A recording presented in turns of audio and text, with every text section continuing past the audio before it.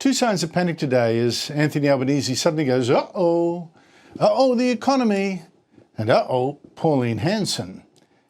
She's not just a problem for the Liberals, it turns out. Look, the Albanese government is still way ahead of the Liberals in the polls, so you'd think, what's the Prime Minister's problem?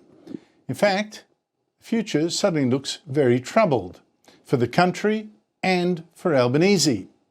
Now, for us, the pain, of course, is today's inflation figures.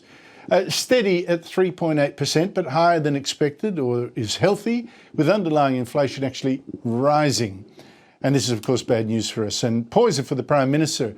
And not just because Australians are getting poorer, prices rising more than wages. And not just because this inflation figure makes it even likelier that the Reserve Bank will now raise interest rates to control it. And for a second time this year, raise them in May. But when you look at what sent up what actually did go up the prices, besides food, 3.1% for the year, you see very clear evidence that government policies are now really hurting Australians. Housing was already almost unaffordable for the young and the poor in our cities, but now prices over the year up again by 6.8%. Why is this government then even now importing hundreds of thousands of immigrants a year, all of them competing with Australians for homes and apartments? And the other and even bigger rise, electricity. Up for the year by, and get this, nearly 32%. Again, why is the Albanese government spending hundreds of billions of dollars on green schemes that make no measurable difference to the climate, but do help make electricity too expensive and unreliable for the poor and for business? These are direct failures of government. And so is the overall rise in inflation. That inflation has been blamed by almost every expert I've heard on the government just spending too much in the biggest spendathon in federal politics in the past 40 years outside the pandemic years. Economists, business, bankers, Peter Costello, our longest-serving treasurer, all blame the government for spending too much. Even a Labor giant, former ACTU Secretary Bill Kelsey, this week warned there was too much spending and workers were getting poorer. Now, Treasurer Jim Chalmers, he's kept saying, no, all those experts were wrong to blame his spending. There's not a unanimous view amongst the economists about what's driving the most recent tick-up in inflation. And so we now get to the first sign of panic from this government. Oh no, our big spending isn't causing inflation to rise, but the Prime Minister then ordering Chalmers and his other ministers find lots of savings, cut billions, no more spending on things that are just nice to have, said one minister. Well, it's all a bit too late, isn't it? And who believes this government can cut? But I mentioned Pauline Hanson, but she's also making Labor worried. And no wonder. I mean, just look at today's Sky News Pulse poll. Look at these figures. Most attention is on the fact that One Nation is still ahead of the coalition, even after the Liberals got themselves a new leader, Angus Taylor. And he has lifted the coalition vote a bit, though it's still at a terrible low. But look at the Labor vote. Never since our first election back in 1901 has Labor had a primary vote in an election as low as that, 29%. And that's when this government has had for months and months and months an opposition hopelessly divided.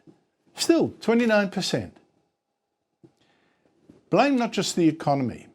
You also got to blame One Nation. Now, this poll shows that 12% of Labor voters at the last election now back One Nation. Pauline Hanson is stealing Labor voters as well. And her support has a lot of upside.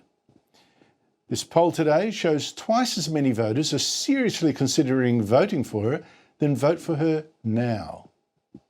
And that brings me to Labor's second sign of panic. We've already seen the Prime Minister suddenly talking tough about the Islamic State women trying to come back with their children, even though his immigration minister seems to, meanwhile, have been secretly helping them return. now that Pauline Hanson is campaigning so successfully, particularly among Labor's working class voters, so successful for tougher controls on Muslim immigration, Anthony Albanese makes out like, oh, he's right on board. Well, at least with keeping out just these Islamic State women, anyway. I have nothing but contempt for these people. I have contempt for their parents who have put these children in that situation. But even more telling is a speech to be given today by Julian Hill. Now, he is Albanese's multiculturalism boss, his Assistant Minister for Citizenship and Multicultural Affairs. Despite that, Hill tells his own side, the left, to stop sneering at Australians worried about the 3 M's: migration, Muslims and multiculturalism.